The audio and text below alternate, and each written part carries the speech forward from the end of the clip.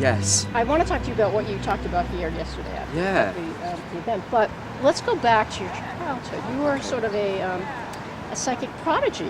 Yeah. In England? In the UK. I'm Welsh. I'm Welsh. I come from Wales in the UK, in South Wales.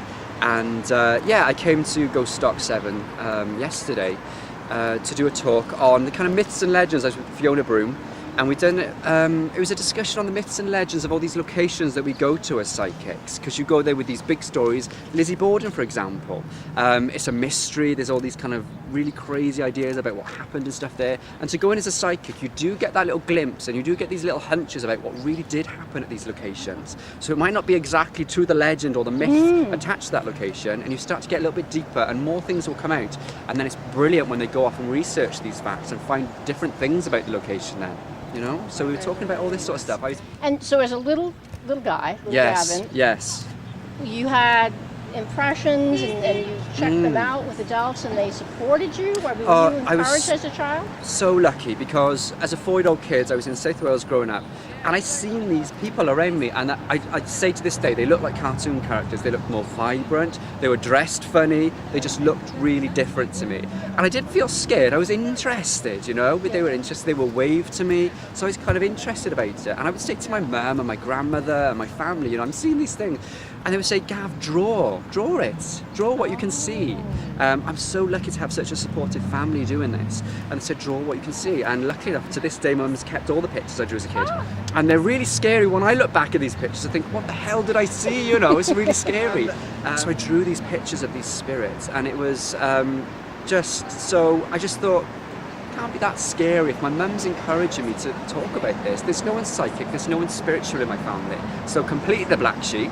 I've always looked a little crazy like this.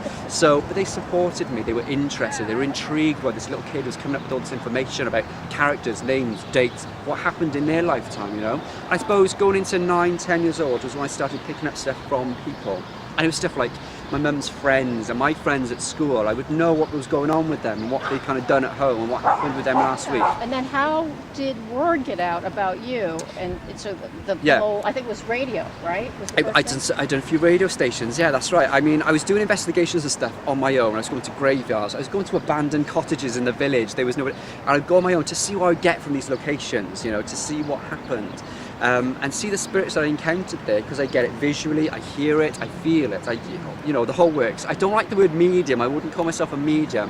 I just like to say psychic because it covers all bases. I see colours around people, I use auras, crystals, tarot cards, I'm all for everything, you know, I just call myself a psychic. And yeah, I was doing it on my own. People were kind of like, oh, this is different, you know, a young guy going out there and saying he's a psychic, this is not done. And remember, this is before Most Haunted, this is before Taps and all these other shows came out, so I thought I was the only one really doing this. Yeah, local radio stations, local newspapers picked up that I was going to these places. Then I would guest on paranormal teams' investigations, different paranormal teams that were just starting at the time then, going like 18, 19, 20. I started going out on investigations with groups of people as the psychic. And then next thing I know, I'm doing a UK tour of Glasgow down to Bodmin, the whole of the UK, stopping off at all very famous locations over the UK, you know, castles, inns, pubs, hotels, stately homes, private homes, anything at all. It could be just like a parkland like this, you know, to see what happened on these spots and what spirits still remain there. And luckily enough, I got respect because of it. I was different, I looked a little bit different.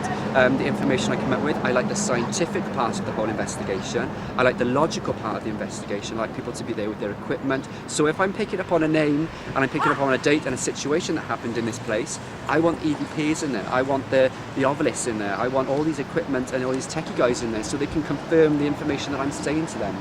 So from the radio interviews, from the magazine and newspaper interviews, it spiraled into television, and then celebrities caught wind that I'm quite a good psychic. So they want to come on board, they want to read in from me. So next thing I know, I'm reading quite high profile people, and they're contacting me like any other client would, you know, and I'm doing one-on-one readings for them. Next thing I know, in the UK, Gavin Cromwell, celebrity psychic, which absolutely made my blood boil. I hated it. I thought that sounds so tacky, it makes me sound like I want to be a celebrity myself, and that wasn't the case. I mean, growing up, I did do normal jobs, you know, I always done this psychic work, after school, after work, you know. Well, I was going to say, it sounds like, though, once you got out of high school, this became your occupation. Yeah, a hobby became my work, luckily enough, you know, it just happened. I left school, I was a personal shopper for menswear. I was a jeweler, I worked in a print shop, I worked in a sports shop selling trainers or sneakers, as you would say here. And then I went back to college, and I was a hair and makeup artist for theatre and TV. So I'm a trained hair and makeup artist. So, and that's the other thing, you know, at 27, I wouldn't embarrass myself and say I'm a psychic when I'm not, you know. And I think I could make a perfectly good wage being a makeup artist or something, you know. I won't lie about this sort of stuff. There's no way on God's earth I would lie about this. I'd be scared something would happen. Maybe they would take it away from me, or maybe I would get, I don't know, maybe now, who do you think the they is? Who is the they? Spirit, whoever has allowed me to have this ability. I mean, gift is such an old-fashioned word now. It goes into the category with medium for me. Medium, gift. It's all these old-fashioned words that come up. And of course, they're very kind of crucial, I suppose, in this industry. But I like to think of myself a little bit different than that. I like to think I'm quite a practical psychic, I suppose, you know? Well, two things. One, you're just living right here now in Nashville, New Hampshire. I don't know how it happened. One of us. It's just happened in a year. I've never thought about coming to the US, and within a year, here I am with a home in New Hampshire. I can't and what do you think about Salem, Mass? Oh, do you know what? They can't keep me away from the place. I love it. It's got such an edge about it. Every street corner's got this vibe, this edge.